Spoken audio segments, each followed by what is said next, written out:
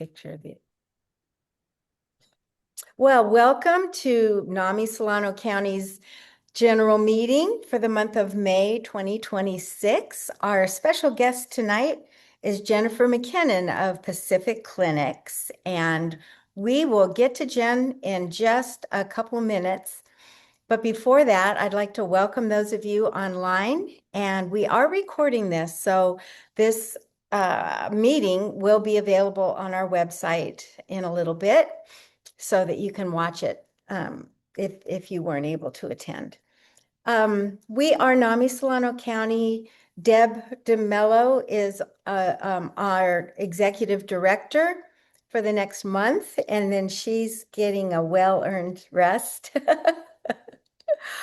And we're so happy she's here. She's going to be running the slides from her home on Zoom.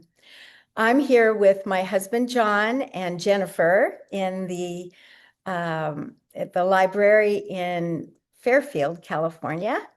And we do these monthly meetings to get together, to have community with the people that are suffering with or living with not necessarily suffering, living with a mental health condition. And that's what Jennifer deals with every day with Pacific Clinics on the mobile crisis thing. And let's see, I would like to start out tonight just sharing our slides of who we are as NAMI Solano County. This was a picture of our walk from last year. We were down at the Vallejo waterfront where the ferry terminal is. And we had done our walk there last year. This year we were at the Glen Cove waterfront in Vallejo, and it was lovely. So we'll add some pictures of that to our slides. Next slide, please. Who we are. We are part of a national alliance, and we're called the National Alliance on Mental Illness, NAMI for short. And it's the nation's largest grassroots mental health organization. We're dedicated to building better lives for the millions of people affected by mental illness. What started as two mothers gathered around a kitchen table in 1979 has blossomed into the nation's leading voice on mental health. Today, NAMI is an alliance of more than 600 local affiliates and 49 state organizations. And I asked the other day, what state is not part of it? And I think it was South Dakota. There's just one state that doesn't have a NAMI. That's correct. Is that right? Yep. Yay for me, I remembered something. And we all work in communities to raise awareness and provide support and education that was not previously available to those in need. I think I forgot to introduce myself. I'm Patty Phillips. I'm the secretary of our NAMI board. I've been with NAMI for about 10 years. We were incorporated in 1985 as a support group helping families and individuals affected by mental illness, just like all the other NAMIs throughout the country. Next slide. This just some demographics about Solano County. We have about 33,000 people in the county, I believe. Is that right? No. Does that 433. It's more close to 500,000. Okay.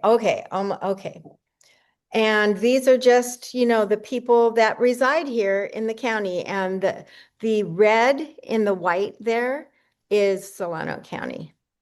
So if 1 in 5 are affected by serious mental illness, which is what all the experts say, then we have a population of nearly 91,000 people with serious mental illness in our county. We offer help, hope, and healing. For help, we have a resource line you can call. Nobody mans it at the moment, but you always get a call back within 24 to 48 hours. And it's not a warm line, it's a resource line, and they can give you information on where you can go. We also have a website that has lots of resources and partnership and advocacy for better services and collaborations. Our hope, how we offer hope is through our education, our support, and our advocacy. And I think later in the slides, it enumerates those a little bit more. And healing. Recovery starts with education. Receiving support and healing come with time and service. Next slide, please.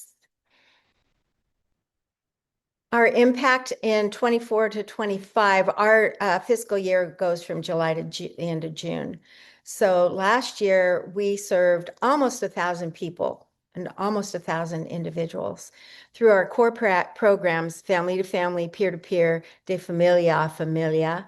Our support groups, which include Spanish and cultural offerings for family members and peers, and 205 students reached through the Ending the Silence program, where our folks go into the schools and try to end the silence about mental health.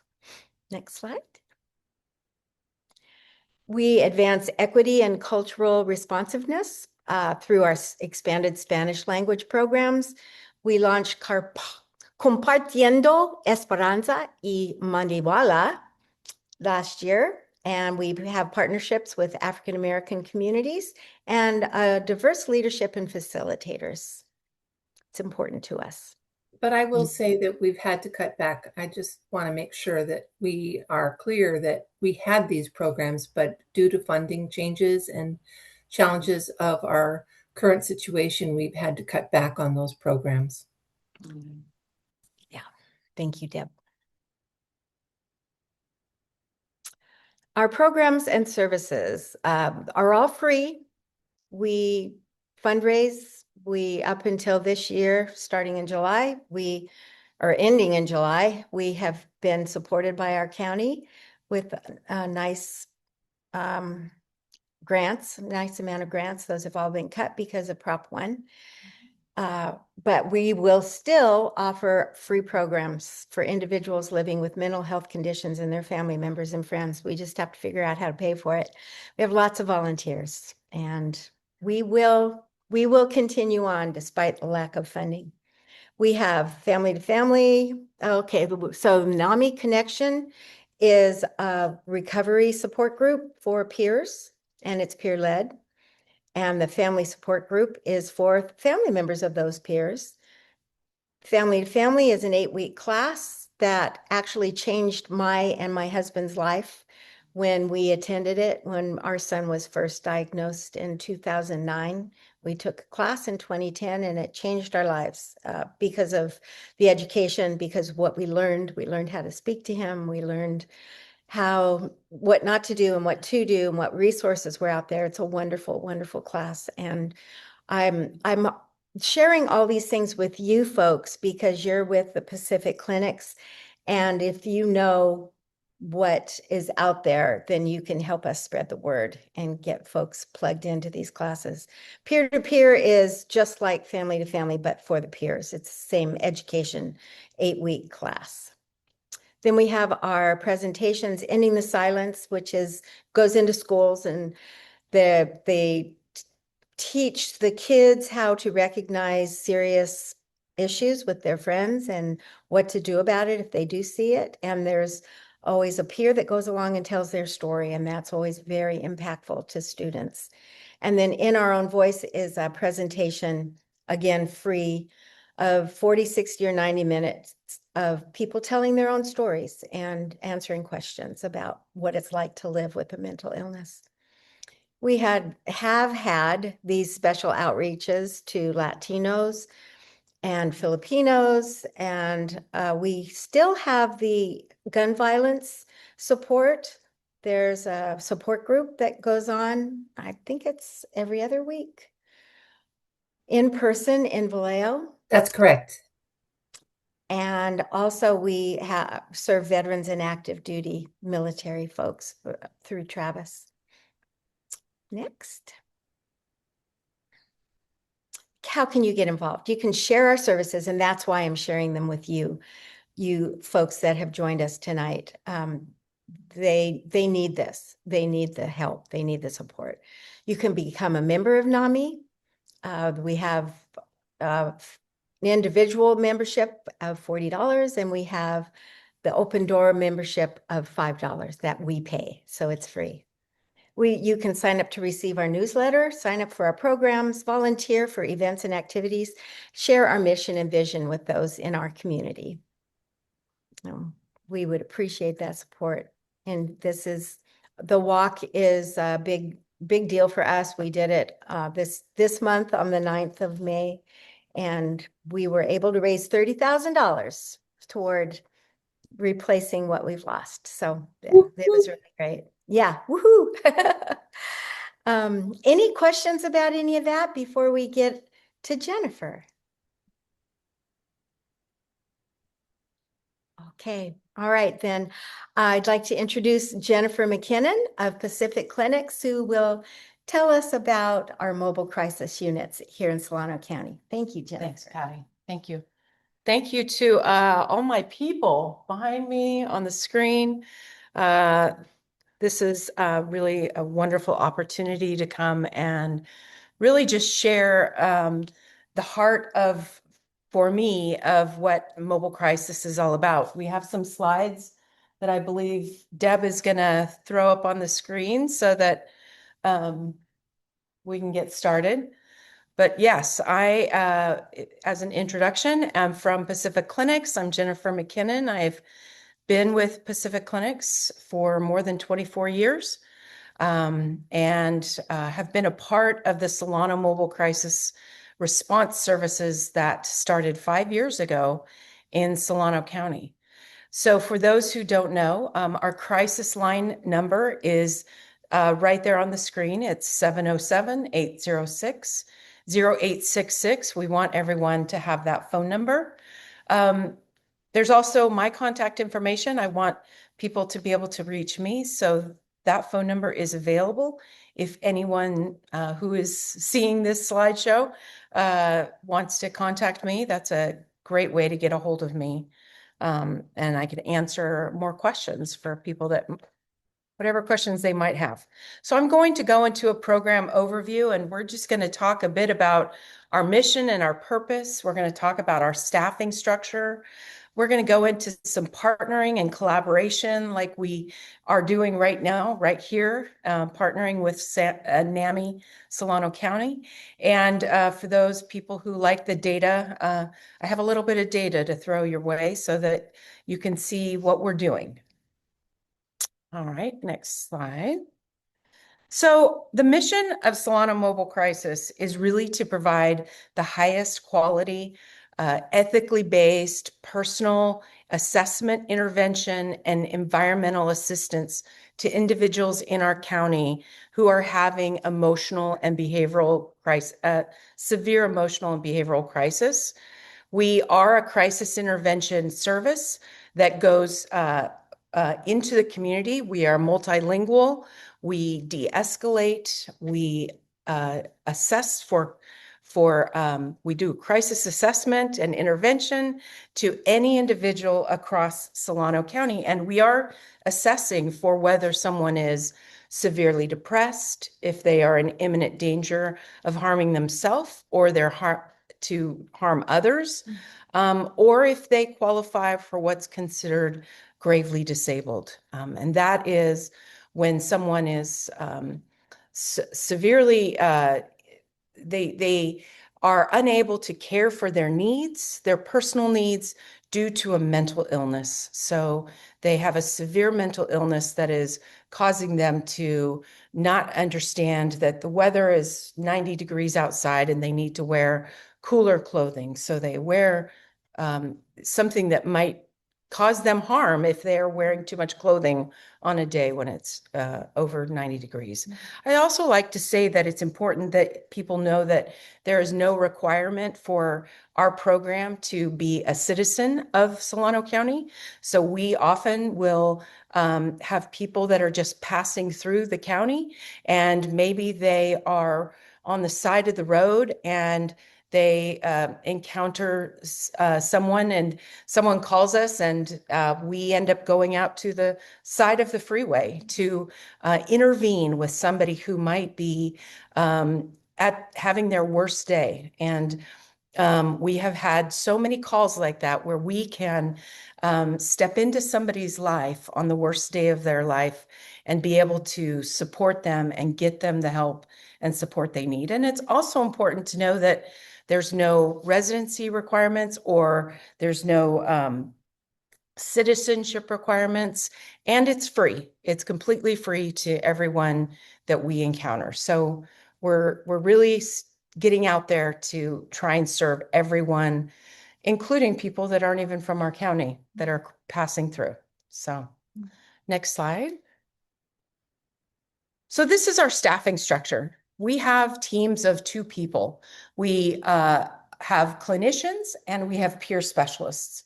And we do a hybrid of both of those. There might be a team that has a clinician who is someone who's gone to school. They have either a master's of social work or a master's of counseling, and they are either licensed or seeking to get licensed. And we pair them up with someone who is a peer specialist. We also have the opportunity to pair up 2 peer specialists to be able to send them out together.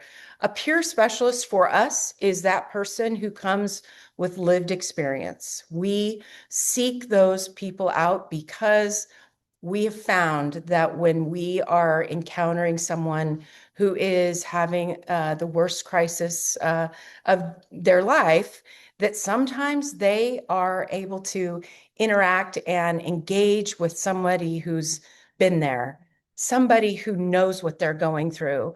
And sometimes they don't relate to the peer, but they relate to the clinician and they respect the clinician who speaks into what mental illness they're experiencing. So it really depends on the day and the time and the person and how bright it is and how dark it is. You just never know who they're going to engage with. But we do have we always send out teams of 2. We never send people out alone. Our teams start with phone triaging. We do phone triage screening where we get the call into our crisis line. We engage with people. We have conversations and assess what their crisis is, determine the level of safety that might be involved in this call. We start our risk assessment the minute we get on the call with people. Then we often then are led out into the field to meet with them in person where we continue our risk assessment. And then that also usually includes de-escalation because people are quite escalated. Crisis intervention where we're really trying to intervene and help meet some need of theirs on that day and at that time. And then our crisis intervention also leads us to safety planning. So people need resources. So we are often giving people the resource of NAMI and giving that as a resource because as a part of their safety plan, we know that they need others around them because we may not be there on the next day of their journey, but we know that people at NAMI can and the groups at NAMI can. So we are often promoting you and giving people your contact. Along with our teams, just a little bit back, Deb, we have a consultant, and that consultant is a person who our teams are always in contact with. So that means that when our teams are out in the field, they have a licensed clinician back at the office. Generally, it's a supervisor who can be a checkpoint for them, who can be someone who they are ensuring that we're following all of our protocols and supporting them to debrief those critical incidents that they encounter every day. And it's really important to note that our program is 24/7, 365. We have multiple teams that are overlapping during the day, the weekends, and overnights. And we have 23 amazing staff. I want to point that out that I don't do this alone. I'm excited to be able to talk about this, but I have 23 people who make this happen every day, day in and day out. And I could not do this without those wonderful team members. So we are serving all Solano County. So you'll see on the next slide where all of the different communities are listed. We drive all the way to Benicia, then we could go to Dixon, Fairfield, Rio Vista, Sassoon City, Vacaville, Vallejo, and all the unincorporated areas across Solano County. What we do also includes some training with our local police departments. My staff need training in safety. They need to know what it's like to go out and be a first responder when somebody's having the hardest day of their life. So part of their training is they do ride along with officers at the beginning when they're getting their feet wet. They do some shadowing of our dispatch departments, and we get some safety training from our departments, our police departments. And something very unique to being in Solano County is I interface with about 11 different law enforcement departments across the county. And so every law enforcement department is quite different. And I interact with virtually all of them to ensure that that collaboration is happening while we're out there in the community serving, because we need their partnership as well for times when there might be safety concerns. So next slide. On and moving more into partnering collaboration. So we support connections across Solano County mental health. So when we are interacting with folks in the field, so to speak, we might have somebody who needs to get connected to services. So we will spend time with them calling the access line to make sure that they can actually get connected to a service through Solano County if they have Medi-Cal and partnership. So we will help them get connected.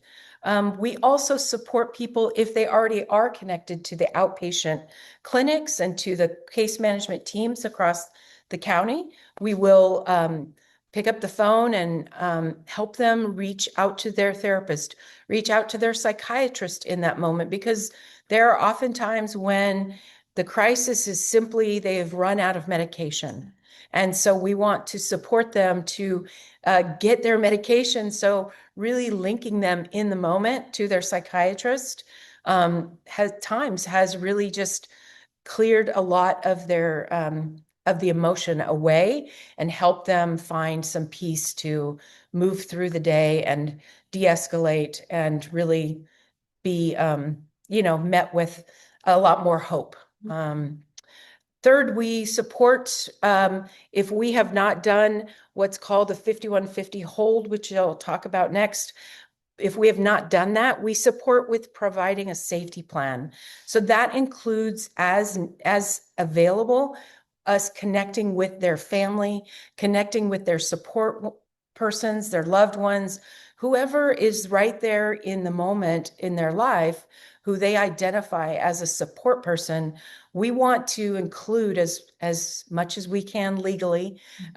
We want to include them in that safety planning so that when we are not there, that person has a group around them, a support system, and they have plans for resources that they can use in their arsenal. So, and then finally, the last thing in our partnering collaboration is sometimes referring people to the local CSU, to Crestwood in Vallejo, and to the various hospitals if we have had to, assessed someone and they qualify for putting on a 5150 hold.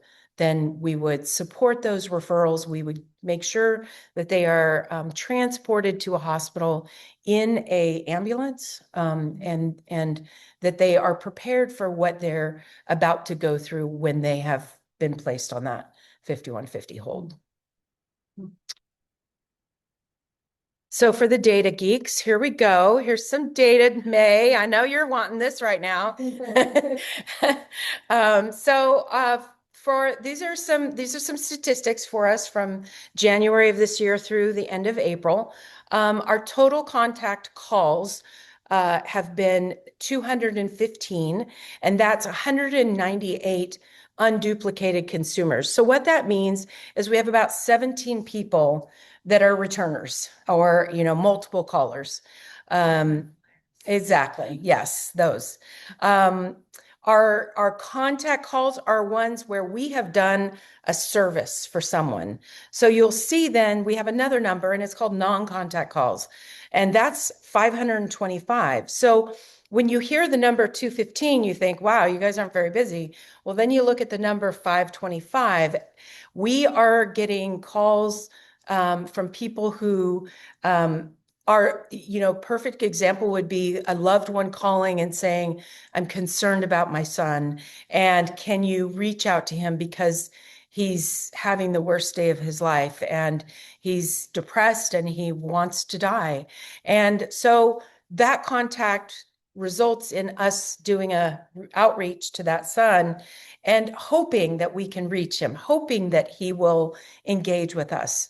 And we try as best we can. And as we all know, people have their own agency and they have their own ability to accept services or to decline. And so sometimes those 525 contact calls turn into us making contacts and doing a service with somebody, and sometimes it doesn't. Through the month of April, from January to April, our youngest that we have served this year is 5 years old, and our oldest is 88. About 71% of our calls end in safety planning, resourcing, and stabilizing people in the community. That's a solid number. That is a number that I'm really proud of because that means that number of people are being diverted away from the hospital. They're being given resources. They're being connected to others in the community. They're being given a safety plan with the hopes that they will not re-escalate and they don't have to go into the hospital. We don't want people that don't need to go into the hospital to be filling our emergency departments. But if we do, we have the capacity and the capability. All of my staff are trained and able to place somebody on a 5150 hold when necessary. And of our calls, 63 or 29% of those calls this year have ended through April have ended in a 5150 hold. And the number on here that I think I'm most proud of is that 93% of our calls are coming directly from the community. So as some people know, 5 years ago, we were solely getting our calls from law enforcement. That was how the program rolled out. It started that way. And 2 years ago, when we went 24/7 and we were able to put our phone number out to the community, we were able to shift that tide of taking calls from law enforcement to now taking calls from the community. And so to have 93% of our calls coming directly to us, people getting our number in their hands, individuals knowing our number, finding out who we are, family members calling us, community partners calling us.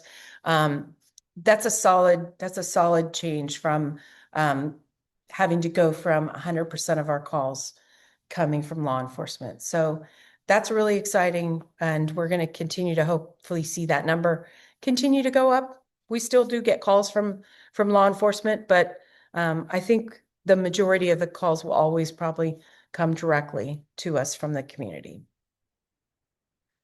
Our risk types. So of all of our calls, you see that the highest is those who are suicidal and a risk to harming themselves. So 65% of our calls are folks who are feeling like life is not worth living anymore and they just want to give up. That's followed by 20%, those who are gravely disabled. So those who are so severely ill that they don't see what they need to do to take care of themselves. And that is a high number. And I think that kind of goes with some of the ages I'll get to when we talk about ages next. But I think that there are a high population of maybe some of our seniors and maybe a high population of our homeless. So our unhoused folks and our seniors quite often are in that category of being gravely disabled. Then 5% and smaller numbers, much smaller numbers, are kind of a combination of things. Homicidal risk to others. We do have people who come to us and they just want to hurt somebody else very badly. And then you see that we have a combination of things: suicidal and gravely disabled, suicidal and homicidal, and then so on down the slide. You can see. But the majority, if you looked at where suicidal is across the board, that is the majority of the clients that we are serving. All right, let's go to the ages. Our highest population is our 0 to 18-year-olds.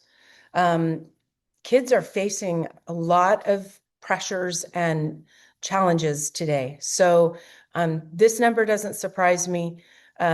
We have a high number of kids who are they are suicidal. That is our highest population of suicidal. And then there is also a high number of mid-20s and 30s. So it does go down. The number does decrease, as you see by the numbers going down. But we do have quite a few in their 60s, and 70s. As you can see, we've got, 21 people in the 60s and 70 plus. And I really do think that is very much points to our high number of our gravely disabled folks. Maybe they live alone, or maybe they're unhoused, or maybe they just don't have the supports around them, and they don't know how to take care of themselves, and things just spiral out of control. So we thankfully are able to intervene with those folks. Veterans. Yeah, I don't have our veteran number. We do see veterans, but it's a very small number. Yes, we do. But I don't have that number. Yeah, But that's okay. that would be a good number for me to start including in this. Oftentimes folks want to know where we're serving, and they want to know what cities we're going to. So here I break it down to the cities, as well as an undisclosed by phone number. So our highest number is Fairfield at 50, followed very closely by Vallejo at 45 and Vacaville at 36. Now those are, the three largest areas. We are based and dispatched out of Fairfield. So I don't know if there's really much of a correlation to that, but because as we've seen over the years, Vallejo has increased in needs, and we have also increased in our response because we are going out there. This probably looks at like about 22 to 23% of our calls really are out in Vallejo. With, the others, as you see, they're broken down. Then there's a 57, number 57, that's undisclosed by phone. So we do a lot of phone services. We provide de-escalation and intervention and assessment on the phone to folks who maybe just don't want to see us. They don't want anybody coming to their home, but they do want to talk to somebody. So they engage, and we are able to support them. But maybe they won't tell us where they're at because they're afraid we're going to show up at their house. And that's okay. So that's why we have about a high number of 57 people who don't disclose where they're at, but we've provided a service to them, and it's been a valuable service. So. There's another service in Vallejo as well, right? There is, yes. Vallejo has a service named iHeart. iHeart is connected to Vallejo Police Department, and they serve the city of Vallejo. They're also a mobile program, so they go out in vehicles, vans, I believe, and they do more resourcing and more connecting people to resources and not doing like mental health that we're doing. So they will pass on calls to us if there's somebody who's got a severe mental illness that needs to be assessed for potentially a 5150. I was just thinking that might be why Valeo's number was not higher. Maybe, yeah. No, I would probably guess that that's true, that iHeart takes a lot of calls for Vallejo that that maybe would come to us if they weren't there. Absolutely. So that's what I've got. Thank you for your support. Do you have any questions? Anybody on the screen up there have any questions? I have another question. Okay. You kind of inferred some HIPAA Yes. issues. Yes. So the safety plan that you do. Yes. Do you have to get the permission of the ill person to speak to their family members? Yes. And if they say no, then you're up a creek. If they say no, we continue to try to explain to them why it might be a good idea to include them. But yeah, we can't violate their rights by saying that we're going to, include your parents or your loved ones if they absolutely refuse for us to engage them. Yeah, and it's difficult for families. It's very difficult for families. It sure is. Yes, yes. I'd love to hear from May and Marilyn. Oh. And Jennifer. Maybe just share an experience that you've had, or I don't know, just to kind of clarify for the people that will be watching this what you've experienced.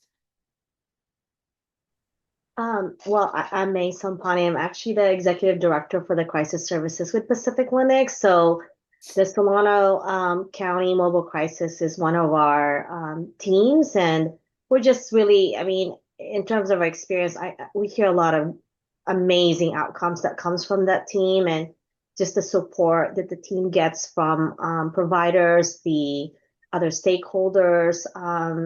They're doing an amazing job, and the Jennifer's leadership and passion for crisis. I mean, it shows, and it's just we see the numbers, and that's important to see the numbers, but it matters to the individual, right? The lives where you are at your most critical point, for a youth and for that family and for somebody and a team of people that are compassionate, that are caring, to walk alongside in that very desperate moment. Again, we're here to support Jennifer, but also our program. We believe in it. And so thank you for even just highlighting this program today, especially with what's happening, in our state and our advocacy. This is the reason why, right? Those hundreds of people that has been touched by Solano Mobile Crisis, it matters. It really matters. So I just wanted to kind of put that as well. So thank you, Jennifer. You did a great job. Okay. Thank you, May. Thank you, May, and thank you, Jennifer. This is Deb DeMello. I just want to chime in and say how much I value the work that you do and the importance of being able to make that call, getting the support in the moment of not knowing how to de-escalate a loved one or to deal with it if you're in your crisis yourself. Mm-hmm. I've witnessed it many times in my own life, and I appreciate the work that you guys have done and continue to do. I'm curious, we're really advocating and hope to see the PADS project, the Psychiatric Advanced Directive project, become a reality. In looking at some of the siloed challenges of our county and with helping of individuals, when people are in a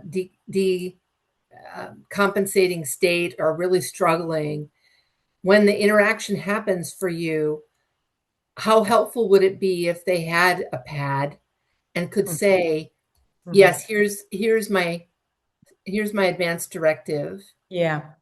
Yes. And you have the phone numbers of their loved ones, Yes. and you have the medications that they're on, and you know Yes. what can de-escalate them. I'm really hopeful that we'll be one of the counties that is able to implement it on a digital platform. Yeah. But in the meantime, I wanted to make you aware and ask for your support and help in implementing, putting a paper pad out there until the digital platform can be achieved. We have several grant applications out to do this, and Okay. Kaiser is already asking all the patients that come to Vacaville whether or not they have one, if they'd Okay. like to do one. So we're working on really getting the Yeah. knowledge out there. But obviously, with the kind of frontline work that you do, I Yeah. think it's important that you're aware that we're trying to push this Yeah. as well. Yes, I agree with you, Deb. I saw it. I heard about it at the CIT conference 2 years ago. I know that the work the groundwork is being done to try and go that direction. Yeah, I'm hopeful too that the county will take this on. I don't know where we're at. I haven't really heard what. So I'll give you a quick update. Both the behavioral health as well as the superior courts, the collaborative courts, the diversion program, both put in an application to fund the digital platform. Okay. So if they are able to achieve it, if they either of them get the grant funding to do it, then we'll be able to push forward with the digital platform. In the meantime, we're looking to really work to put it out there on a paper version. If we can't get to the digital yet, I think it will come in time. 8 counties, including Contra Costa County, Alameda County, Monterey, Shasta. There's many counties that are implementing the digital version. Yeah. But if we could be one of those, that would be fantastic. If not, in the meantime, I wanted you to be aware we're hoping to be one of those. Yeah. And if we are, then we'll certainly be more engaging with you and all the different jurisdictions that you interact with about how to engage people to ask them about the pad. So I wanted to say thank you. Yeah, absolutely. Do I have this right? On our website, I believe we have Yes. a form that people can use, We do. right? We have a shortened, the normal one is like 25 pages long. We've made an abbreviated 5-page version, and it's on our website. People can search on the search menu on PAD or look in the menus, and it says under CARE Act, it will say the PAD, and it gives slides that talk about what the PAD is, why you would do it, and that sort of thing. And an interest form that says, I'm interested in doing one. And we'll have someone who's a peer come alongside them, help them fill it out for themselves and be I able. love that part because I have tried to do this with our son and he's not interested in doing it with me. But I think if a peer came and asked him the same questions that I was asking him, he might be more willing to complete it. Yeah.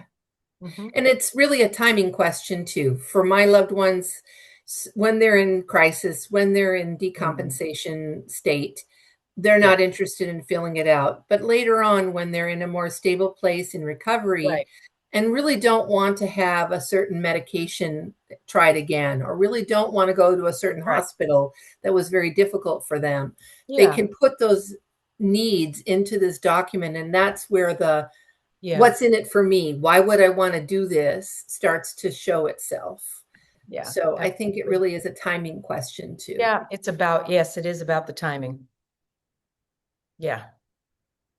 So I'm great. And who gets to see it? So that's the other part that I think is important that I like about the digital platform is that you get to dictate what people see, who gets to see what information about your profile, your needs for your psychiatric advance directive. So it's a better platform for it, but in the future, that's what we have to face, something positive like that. But not for now, the paper version is our best approach. Good. Got to start somewhere, right? Yeah. That's right. But wow, what a powerful story you guys have about who Thank you you, Debbie. serve. And you've known us for this long, so you know the ups and the downs, and we're excited that we're going up. We're going upward, and we want to continue to expand our reach into Solano County, to be available to people. I think that, my best story to end on is really to say when we made a satisfaction call to a mom, and the mom just broke down and said, "Thank you for intervening with my daughter because she would not be alive today if you hadn't have come into her life." Yeah. So I can't say anything more, but that story is the story of this program. We are engaging people and saving lives literally every day. And it is my passion. It is what I wake up for to do every day. I feel you. I do the family to family classes, Mhm. and we tell a lot of stories about what goes on in our families and what our loved ones are experiencing. Yeah. And many of them have said that they have interacted with you and Mm. how great Nice. your work has Good. been and how much it helped them. That is so nice to hear. Thank you. And the recognition that gravely disabled. Mhm. My son has never been, thankfully, neither of my sons suicidal or homicidal, but they do go to a place of gravely disabled that does require hospitalization. And Right. to see that that is truly being honored in a way that is respectful of the fact that Yeah. they are at a place where they need to be safe and be put in a situation that safety is the priority of their community. So I appreciate the use of those definitions in the proper way. It really means a lot. Good. Yeah. Happy to do it. And I know, Patty, you mentioned this early before we started recording. I really want to say I saw on Facebook, like a lot of us, that the funding has been put in jeopardy for our mobile crisis units throughout the state.